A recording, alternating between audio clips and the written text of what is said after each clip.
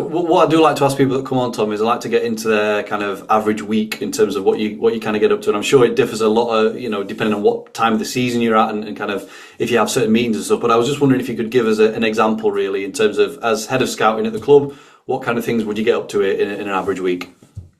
Yeah, for sure. So I will actually start with the latter end of the week. So, Hmm. for example, when the season starts, it's about trying to take in as much game time as possible domestically. Um, so I spoke about this on the overlap just for context. So when I arrived in the January of 2024, Stephen had already been there for 6 months, and the squad was already set.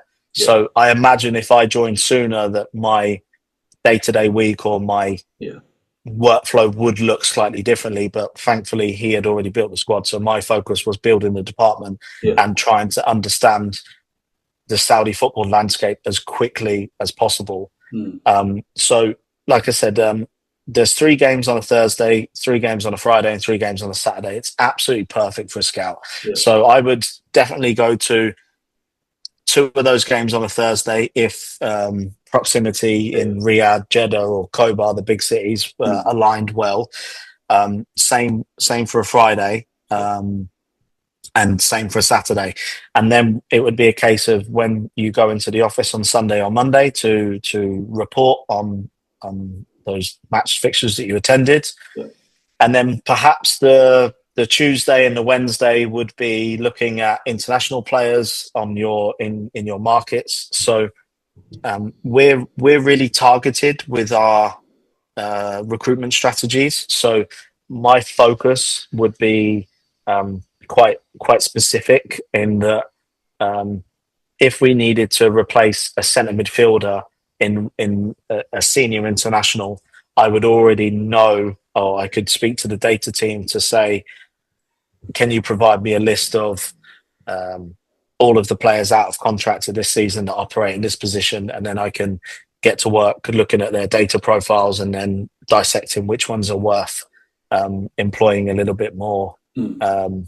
time to. So yeah, that's what Tuesday and Wednesday would look like, and then Thursday you're back at it again. And then in the lead up to transfer windows, it's a case of I sort of, again, because we're a boutique department and we don't have the resources and staffing personnel that we would desire. Yeah. We would halt the live scouting and focus solely on the recruitment time.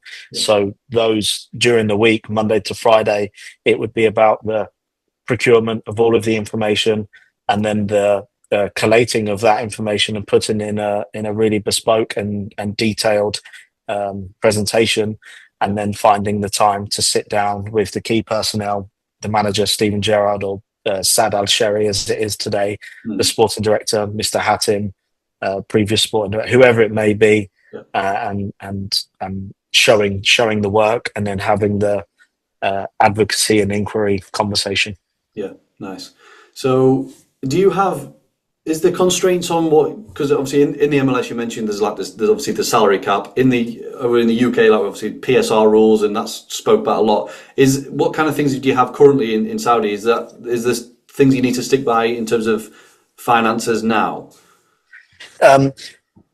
Yes and no. So there are no limits on what you can spend and what you can't spend, but we are given a budget by the Ministry of Sport, our owner, Yeah. and then I'm sure that the PIF clubs, Al Nassr, they are given a Mm. budget by the Public Investment Fund on what they can Yeah, yeah, and cannot spend. yeah, But essentially, there are no PSR rules, but there is a financial and sustainability committee, okay, and they do sort of fact check yeah, and assess the numbers and make sure that they fit, and we're not the country's not overpaying for players. There is something around the debt of football clubs, so football clubs cannot be. I don't know what the figure is, but there is a debt figure that they're not allowed to surpass, and if they do surpass, then their budget is cut or not provided until they show signs of sustainability. yeah, So there is some economic governance that does help the clubs. It's not a free for all in terms of in terms of their economic outlay. Yeah, and do you guys, in terms of the transfer windows, is that the same as what we have over in Europe? Are you working to the same timeframes and timelines? Yep.